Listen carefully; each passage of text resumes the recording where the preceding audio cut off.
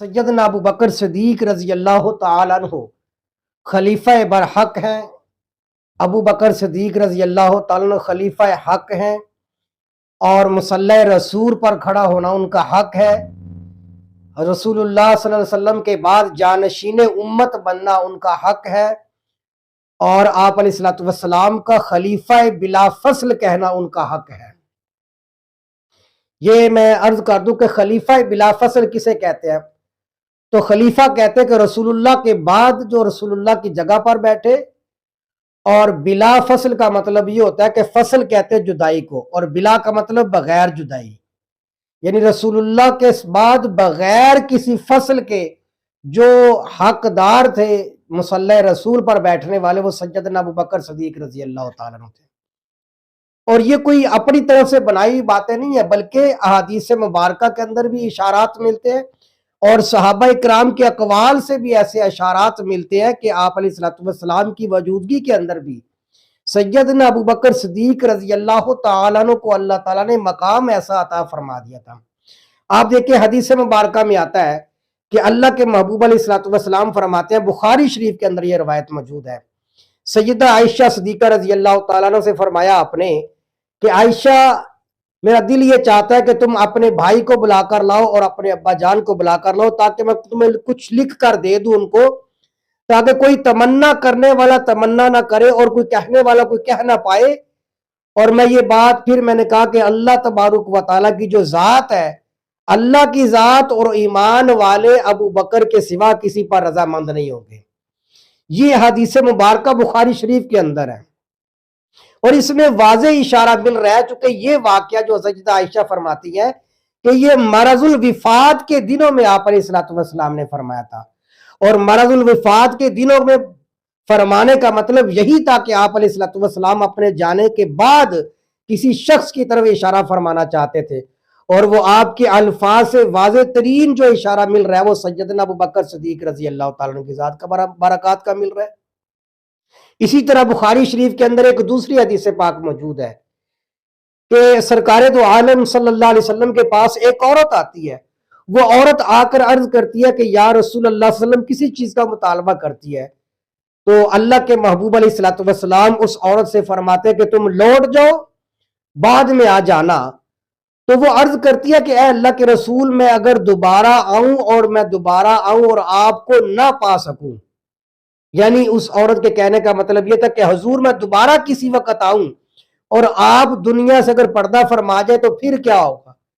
تو اللہ کے محبوب علیہ الصلوۃ والسلام نے ارشاد فرمایا کہ اگر تم دوبارہ آؤ اور مجھے یہاں پر نہ پاؤ تو میری جگہ پر ابو بکر کو پاؤ گی، تو لہذا ابو بکر تمہارے مسئلے کا حل فرما دیں۔ یہ دونوں احادیث مبارکہ بخاری شریف کے اندر آتی ہیں۔ اب مجھے بتائیں کہ پہلی صورت میں تو آپ علیہ السلام نے فرمایا کہ عائشہ، میرا دل یہ چاہتا تھا کہ تمہیں کہوں کہ ابو کو بھی بلاؤ اور اپنے بھائی کو بھی بلاؤ تاکہ میں کچھ لکھ کر دے دوں۔ پھر حضور نے فرمایا کہ اللہ تعالیٰ بھی اور ایمان والے بھی ابو بکر کے سوا کسی پر رضامند نہیں ہوں گے۔ واضح ترین اشارہ۔ پھر یہ جو عورت کہہ رہی ہے کہ حضور میں آؤں اور آپ سے ملاقات نہ ہو، تو حضور نے فرمایا کہ اگر تم مجھے نہ پاؤ تو میری جگہ پر ابو بکر کو پا لو گے۔ یہ بھی بخاری شریف کے اندر آتا ہے۔ اتنے بڑے اشارات آپ علیہ الصلوۃ والسلام نے دیے ہیں۔ اسی طرح ترمذی شریف کے اندر روایت آتی ہے سیدنا عمر بن خطاب رضی اللہ تعالیٰ عنہ سے۔ حضرت عمر بن خطاب فرماتے ہیں کہ سیدنا ابو بکر صدیق کے بارے میں فرماتے ہیں کہ ہوا سیدنا ابو بکر صدیق جو ہے وہ ہمارے سردار بھی ہیں اور ہم میں بہتر بھی ہیں، اور وہ رسول اللہ صلی اللہ علیہ وسلم کی ذات کو ہم سب صحابہ اکرام سے زیادہ محبوب بھی ہیں۔ تو تین چیزیں یہ ترمذی شریف کے اندر روایت موجود ہے۔ حضرت عمر نے تین چیزوں کو یہاں پر بیان فرمایا۔ ایک تو فرمایا کہ ابو بکر صدیق سیدنا، ابو بکر صدیق ہم سب صحابہ اکرام کے سردار ہیں۔ دوسری بات آپ نے فرمائی کہ ابو بکر صدیق ہم میں سب سے زیادہ بہتر ہیں۔ اور تیسری چیز حضرت عمر نے کہا کہ حضرت ابو بکر صدیق ہم میں ہمارے سردار بھی ہیں، بہتر بھی ہے، اور اللہ کے رسول صلی اللہ علیہ وسلم کو سب سے زیادہ محبوب بھی تھے۔ ان تینوں چیزوں کے بتانے کا مطلب یہی تھا کہ صحابہ اکرام کے ہاں بھی یہ بات مسلم تھی کہ جو مقام اور مرتبہ سیدنا ابو بکر صدیق کا رسول اللہ کے ہاں ہے، وہ مرتبہ اور مقام کسی اور کا نہیں ہے۔ مجھے ایک اور حدیث مبارکہ یاد آ گئی، حضرت سیدنا عمر بن خطاب کے زمانے کے اندر ایک شخص نے دوسرے نے کہا کہ ابو بکر صدیق جو ہے وہ خیر من عمر، ابو بکر صدیق عمر سے بہتر ہے۔ تو دوسرے نے کہا کہ نہیں، عمر ابو بکر صدیق سے بہتر ہے۔ تو یہ بات جب حضرت عمر کے پاس پہنچتی ہے تو سیدنا عمر بن خطاب اس شخص کو ڈانٹتے اور مارتے ہیں اور فرماتے ہیں کہ مجھ سے زیادہ ابو بکر صدیق رضی اللہ تعالیٰ زیادہ بہتر ہے۔ یہ یعنی دیکھیں سیدنا عمر بن خطاب کا بھی یہ نظریہ تھا کہ ابو بکر صدیق کو وہ مانتے تھے کہ رسول اللہ کے بعد سب سے بڑھ کر ان کا درجہ ہے، لہذا جب رسول اللہ کے بعد سب سے بڑھ کر ان کا درجہ ہے تو خلیفہ بننے کا حق بھی سیدنا ابو بکر صدیق رضی اللہ تعالیٰ عنہ کا ہے، اور مصلی رسول پر کھڑا ہونے کا حق بھی ابو بکر صدیق ہے، اور حضور کی جانشینی پر بیٹھنے کا حق بھی سیدنا ابو بکر صدیق رضی اللہ تعالیٰ عنہ کو تھا۔ اب مزید آگے میں عرض کرتا ہوں، حضرت سیدنا عبداللہ ابن عمر رضی اللہ تعالیٰ عنہ، اور یہ حدیث پاک بھی بخاری شریف کے اندر موجود ہے کہ سیدنا عبداللہ ابن عمر فرماتے ہیں کہ ہم نبی پاک صلی اللہ علیہ وسلم کے زمانے کے اندر یہ کہا کرتے تھے کہ حضور کے بعد سب سے افضل ترین جو ہے وہ سیدنا ابو بکر صدیق رضی اللہ تعالیٰ عنہ ہے، پھر عمر ہے۔ حضور علیہ السلام کے زمانے کے اندر یہ کہا کرتے تھے، بلکہ ایک اور دوسری حدیث میں الفاظ یہ ملتے ہیں کہ ہم حضور کے زمانے میں یہ کہا کرتے تھے کہ سیدنا ابو بکر صدیق اس امت میں سب سے افضل ہے حضور علیہ السلام کے بعد، اور فرماتے ہیں کہ حضور علیہ السلام یہ ہماری باتیں سن بھی لیا کرتے تھے کبھی کبھار، اور حضور نے کبھی ہماری ان باتوں کا انکار بھی نہیں کیا تھا۔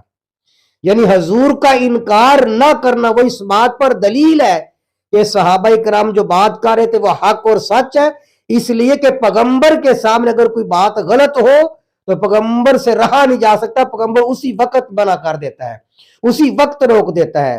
اور عبداللہ ابن عمر کہتے ہیں کہ حضور کے سامنے بھی ہم کہہ دیا کرتے تھے کہ حضور کے بعد سب سے بڑھ کر امت میں ابو بکر صدیق ہے، تو آپ علیہ السلام نے کبھی ہمیں انکار نہیں کیا تھا اور کبھی ہماری ان باتوں کو رد نہیں فرمایا تھا۔ تو اس سے معلوم ہے کہ حضور کی اس کے اوپر تصدیق والی مہر بھی ثبت کر دی گئی ہے۔ یہ حضرت عبداللہ ابن عمر کا نظریہ، وہ فرماتے کہ حضور کے زمانے میں بھی ہم حضور کے بعد ابو بکر صدیق کو بڑا سمجھتے تھے، تو پھر جن کو حضور کے زمانے کے اندر بھی بڑا سمجھا جاتا تھا تو لہذا انہی کا حق ہے کہ وہ مصلی رسول پر کھڑے ہوتے، اور انہی کا حق ہے کہ وہ خلیفہ بلا فصل بنتے، سیدنا ابو بکر صدیق رضی اللہ تعالی عنہ۔ اب اس کے علاوہ میں اور ایک مزید آپ کو ایک حوالہ دینا چاہتا ہوں کہ آپ دیکھیں کہ حضور علیہ السلام کے زمانے میں جب آپ علیہ السلام مرض الوفات کے اندر تھے تو آخری دنوں کے اندر جو صحابہ کرام کو نماز پڑھانے والی شخصیت تھی وہ سیدنا ابو بکر صدیق رضی اللہ تعالیٰ، یعنی حضور کی زندگی کے اندر 17 نمازیں سیدنا ابو بکر صدیق رضی اللہ تعالیٰ نے پڑھائی ہیں حضور کی زندگی کے اندر۔ لوگ کہتے بھی سیدنا صدیق اکبر کے بارے میں کوئی اشارہ نہیں ملتا، میں نے کہا یار 17 نمازیں جس نے پیغمبر کی زندگی کے اندر پڑھائی ہو اور پیغمبر کو پتا ہو کہ میرے مصلی پر کھڑا ہونے والا شخص ابو بکر صدیق ہے، اس سے بڑی بھی کوئی نشانی کسی بندے کو چاہیے؟ اگر یہ بھی نشانی نہیں ہے خلیفہ بلا فصل کی تو پھر کون سی نشانی ہوگی؟ تو 17 نمازیں سیدنا ابو بکر صدیق رضی اللہ تعالیٰ نے پڑھائی ہیں آپ علیہ السلام کی اخیر زندگی کے اندر۔ یہ بھی تو یہ نمازیں پڑھانا رسول اللہ کی زندگی کے اندر یہ اس بات کی دلیل ہے کہ رسول اللہ صلی اللہ علیہ وسلم کے بعد جو آپ کے مصلی کا حقدار اور جو آپ کی خلافت کا حقدار ہے وہ سیدنا ابو بکر صدیق رضی اللہ تعالیٰ عنہ کی ذات برکات ہے کہ آپ علیہ السلام کی طبیعت ناساز تھی، اور آپ نے فرمایا کہ مرو ابا بکر فلیصلی بالناس، لوگوں ابو بکر صدیق کو حکم دے دو کہ وہ لوگوں کو نماز پڑھائے۔ سیدہ عائشہ صدیقہ کو جب یہ پتا چلا کہ رسول اللہ اپنے مصلی پر میرے باپ ابو بکر کو کھڑا کر رہے تو حضرت عائشہ نے عرض کی کہ یا رسول اللہ صلی اللہ علیہ وسلم، میرے والد محترم رقیق القلب ہیں، بڑے نرم دل والے ہیں، تو حضور وہ آپ کے مصلی پر کیسے کھڑے ہوں گے؟ وہ تو روتے بہت زیادہ ہیں، تو وہ آپ کے مصلی پر نہیں کھڑے ہو سکتے، حضور آپ عمر کو آگے کر دیں، عمر کو کہہ کے نماز پڑھا دیں۔ اسی طرح کا مشورہ کسی اور جگہ سے بھی آیا تو آپ علیہ الصلوۃ والسلام نے فرمایا کہ نہیں، بلکہ آپ غصے اور جلال کے اندر آگے آپ نے فرمایا کہ مرو ابا بکر فلیصلی بالناس، کہ تم ابو بکر کو جا کر حکم دو کہ ابو بکر لوگوں کو نماز پڑھائے دے۔ تو ابو بکر نے صحابہ کرام کو پھر نماز پڑھائی۔ اب فلیصلی بالناس یہاں پر جو ہے نا کہ وہ پڑھا دیں لوگوں کو نماز، یہاں ناس سے مراد صحابہ کرام ہیں۔ اس ناس کے اندر سیدنا عباس بھی موجود ہے۔ اس حدیث مبارکہ کی روح سے دیکھا جائے تو سیدنا امام حسن بھی ابو بکر کے پیچھے نماز پڑھ رہے ہیں، سیدنا امام حسین بھی ابو بکر کے پیچھے نماز پڑھ رہے ہیں، سیدنا علی المرتضیٰ رضی اللہ تعالیٰ عنہ بھی ابو بکر صدیق کے پیچھے نماز پڑھ رہے ہیں، عشرہ مبشرہ بھی آپ حضرت ابو بکر صدیق کے پیچھے نماز پڑھ رہے ہیں، صلح حدیبیہ والے بھی موجود ہیں، بیت رضوان والے بھی موجود ہیں، بدریین کے اندر بھی، بدریین میں جو صحابہ کرام تھے ان کی تعداد کے لوگ بھی یہاں پر موجود ہیں، اور غزوہ احد میں شامل ہونے والے لوگ بھی آج مصلی رسول پر جب سیدنا بکر صدیق کھڑے ہیں اور ان کے اقتداء کے اندر نماز ادا فرما رہے تو کسی نے کوئی اعتراض نہیں کیا۔ بڑے دکھ کی بات ہے کہ آج زمانہ گزرنے کے بعد لوگ اعتراض کرتے ہیں ان کی خلافت پر۔ تو سیدنا صدیق اکبر نے آپ علیہ الصلوۃ والسلام کی زندگی کے اندر نماز پڑھائی، اور پھر آپ علیہ السلام نے فرمایا کہ حکم دے دو ابو بکر کو کہ وہ لوگوں کو نماز پڑھا دے۔ تو یہ رسول اللہ کا ابو بکر کے لیے کہنا کہ ابو بکر کو جا کر حکم دو کہ وہ لوگوں کو نماز پڑھانا، یہ اشارہ ہے کہ رسول اللہ صلی اللہ علیہ وسلم اپنے مصلی پر جس شخص کو پسند فرماتے تھے کھڑا ہونا، وہ سیدنا ابو بکر صدیق ہی کی ذات ہے، اور جب مصلی پر کھڑا ہونا حضور کو پسند ہے تو اسی کو خلیفہ بلا فصل کہا جاتا ہے۔ بلکہ ایک اور حدیث پاک مجھے یاد آ گئی، اور وہ بھی بخاری شریف کے اندر ہے، کہ سیدنا صدیق اکبر رضی اللہ تعالیٰ جب آپ علیہ الصلوۃ والسلام مرض الوفات میں تھے تو آپ علیہ الصلوۃ والسلام گھر میں تھے اور صحابہ کرام کو نماز سیدنا ابو بکر صدیق پڑھا رہے تھے۔ نماز کی حالت ہی کے دوران اللہ کے محبوب علیہ الصلوۃ والسلام کی کچھ طبیعت سنبھلی نا، تو آپ علیہ الصلوۃ والسلام حجرہ عائشہ سے نکل کر مسجد نبوی میں آنا شروع ہو گئے تاکہ نماز کے اندر شامل ہو جائے۔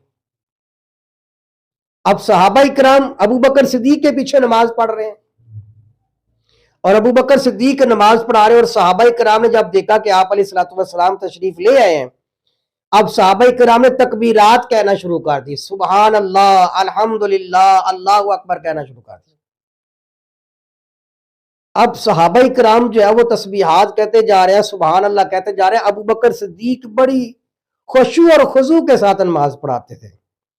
انہوں نے بالکل توجہ نہ فرمائی کہ بھی پیچھے کوئی تسبیحات کہہ رہا ہے، کوئی تکبیرات کہہ رہا ہے، وہ نماز پڑھاتے جا رہے ہیں۔ یہاں تک کہ جب زیادہ ہی آوازیں بلند ہوگی نا تو سیدنا ابو بکر صدیق پھر سمجھ گئے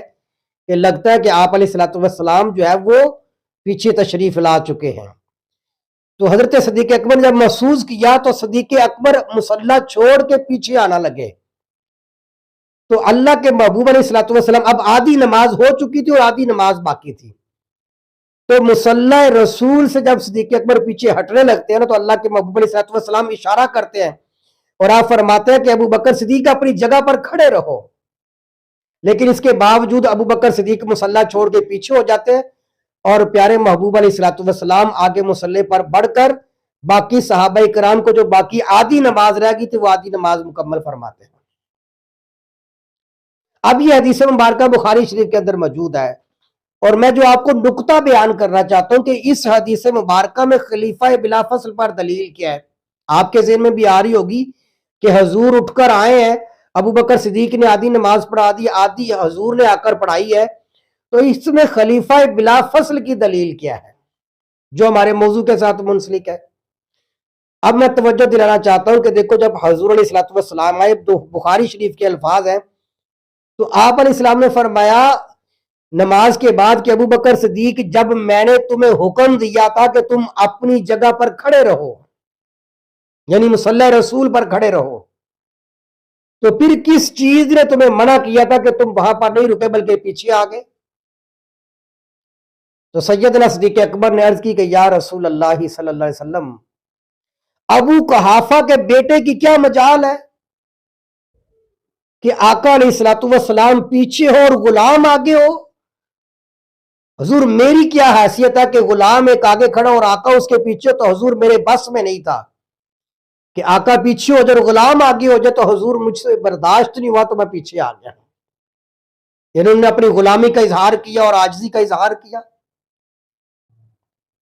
تو اس حدیث مبارکہ میں جو الفاظ ہیں ان کے اوپر علماء کرام نے نقطہ بیان فرمایا ہے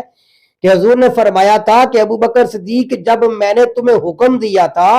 کہ تم اپنی جگہ پر کھڑے رہو، تو علماء کہتے ہیں کہ اگر غور کیا جائے تو ابو بکر صدیق جس جگہ پر کھڑے تھے وہ صدیق اکبر کی جگہ تو نہیں تھی، وہ تو حضور کی جگہ تھی.